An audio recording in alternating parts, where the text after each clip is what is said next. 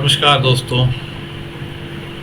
आज हम आपको उस भारत देश के बारे में बताना चाहेंगे जो इतिहास कहता है कि यहाँ पे चाणक्य जैसे पॉलिटिशियन और संत और यहाँ पे ज्ञानी और शूरवीर निकले हैं। इस समय पाकिस्तान में जो पहलगाम पर अटैक किया है उसका प्रतिशोध का समय आ गया है और मैं आपको दिखलाऊंगा कि कैसे पाकिस्तान चारों तरफ से घिर गया है। इंटरनेशनल पॉलिटिक्स में उसको कोई सपोर्ट नहीं है। हमारा यूएस से जो दोस्त है इस समय, जो जेडी वांस उनके वाइस प्रेसिडेंट, उनका पूरा सपोर्ट है।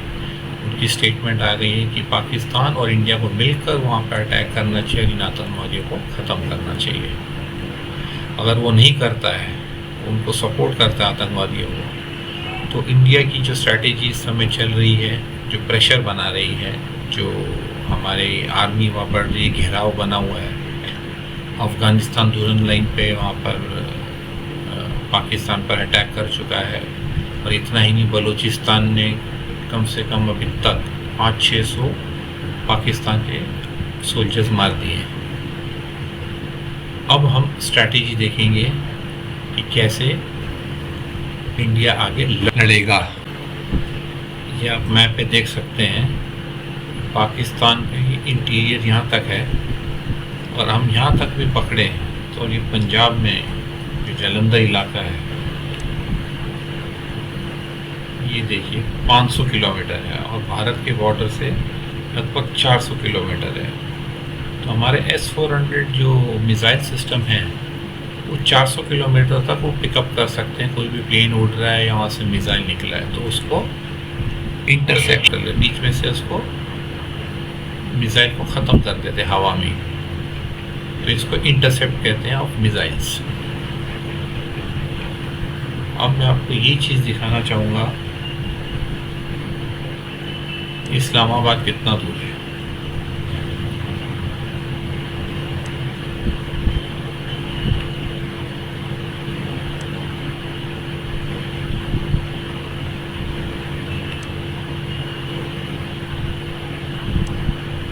ये देखिए, इस्लामाबाद जम्मू से 185 किलोमीटर दूर है। तो इस्लामाबाद कितना खतरे में, आप देखिए। इंडिया के एकदम स्ट्राइकिंग डिस्टेंस में, यहाँ पे इंडिया के कोई भी छोटे मिसाइल भी बड़ी एक्यूरेसी से पहुँच सकते हैं। ये है डिस्टेंस जो मैं बता रहा था आपको। अब मैं बताता हूँ कि पाकिस्तान कैसे घिरा हुआ है। और ये आप देखिए, यहाँ से ये लाइन जो खींची है ये बलूचिस्तान है।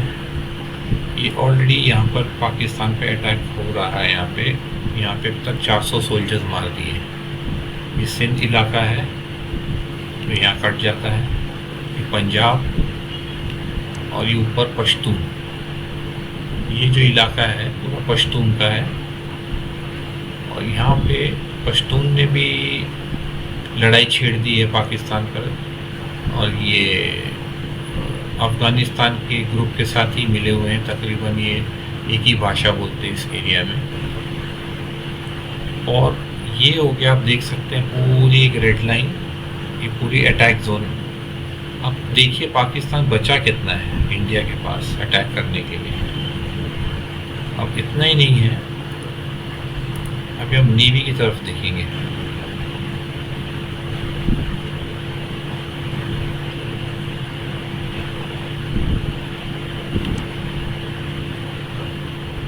ये रहा कराची। यहाँ से हम अभी कितना डिस्टेंस है इंडिया से देखेंगे।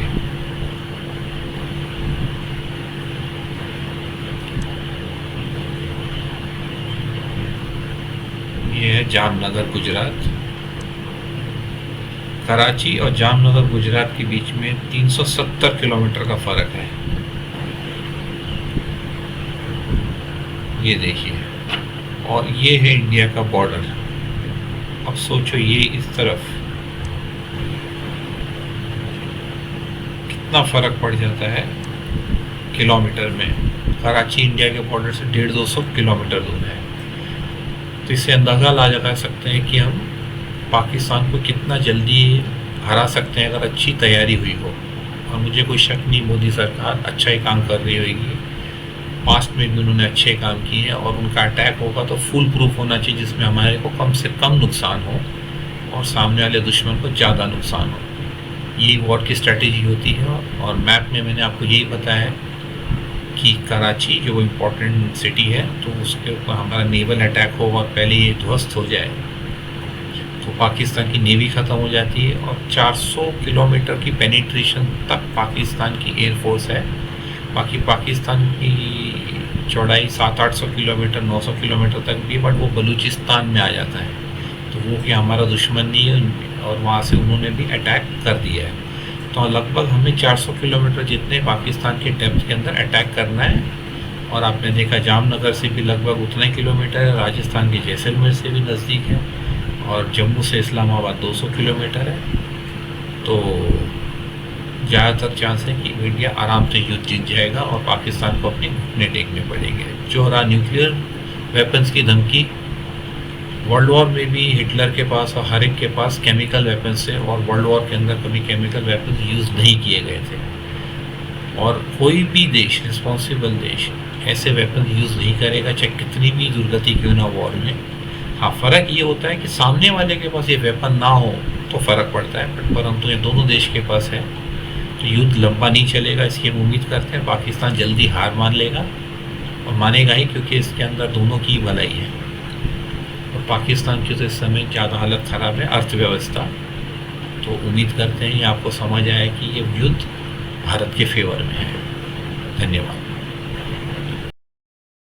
अगर आप चाहें तो कृपया लाइक और सब्सक्राइब करें। इससे हमारे चैनल को आप तक और अधिक जानकारी पहुंचाने के लिए प्रोत्साहन मिलता है। धन्यवाद।